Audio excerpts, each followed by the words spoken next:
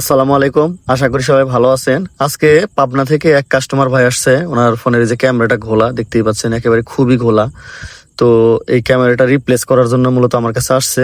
তো এখন আমার কাছে ক্যামেরা আছে, নতুন ক্যামেরা না, মানে হচ্ছে আর একটা ফোন থেকে খোলা অরিজিনাল একটা ফোন আমি কিনে রাখছিলাম, যেটার মাদারবোর্ড আর ডিসপ্লে সমস্যা ছিল। তো এটার ক্যামেরা আবার ভালো ছিল। তো এখন আমি হচ্ছে সেই ক্যামেরাটা এখানে ইনস্টল করে দেব। তার আগে ফোনটাকে আমার সুন্দর করে খুলে নিতে হবে।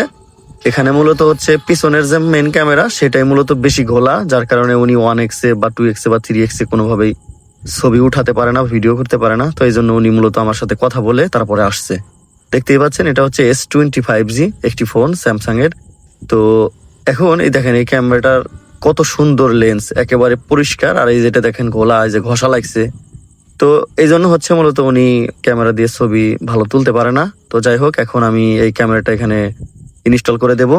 আর যদি কারো এই ধরনের ক্যামেরা প্রয়োজন হয়, এখন সব ধরনের ক্যামেরাই আমার কাছে যা আছে বিষয়টা এমন না, তবে মোটামুটি কিছু কিছু ফোনের ক্যামেরা আমার কাছে রয়েছে। যেহেতু আমি আগে পুরাতন আসার মারা বা ভাঙাচুরা বা ডেড মোবাইলগুলো কিনে রাখতাম, সেই ক্ষেত্রে আমার কাছে অনেক অ্যাক্সেসরিজ জমা আছে।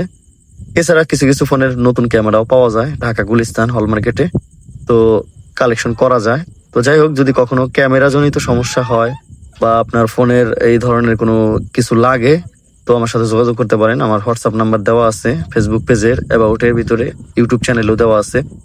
তো এখন আমি ফোনটা অন হওয়ার পরে আমি আপনাদেরকে ক্যামেরাটা দেখানোর চেষ্টা করতেছি। তো যাই হোক, এই লকটা কাস্টমার ভাই আমাকে বলে দিচ্ছে, আমি লকটা খুলে নিলাম। এখন হচ্ছে মূলত আমি ক্যামেরায় যাব। এই যে দেখেন, তো দেখতেই পাচ্ছেন যে ক্যামেরা কিন্তু অনেক পরিবর্তন হয়েছে, একেবারে কমপ্লিটলি ক্লিয়ার। এই যে দেখেন, এই যে কত সুন্দর, একদম নিখুঁত ক্লিয়ার দেখা যাচ্ছে। এখন আমি আমার এই ছবিটা আমি জুম করি, জুম করার পর আপনারা বুঝতে পারবেন যে দেখেন, এই যে দেখেন কত সুন্দর ক্লিয়ার হয়েছে। তো আমি চেষ্টা করলাম একটি ক্যামেরা পরিবর্তন করে আপনাদেরকে দেখানোর, আশা করি আপনারা বুঝতে পেরেছেন। তো সবাই ভালো থাকবেন, সুস্থ থাকবেন। আসসালামু আলাইকুম রহমতুল্লাহ।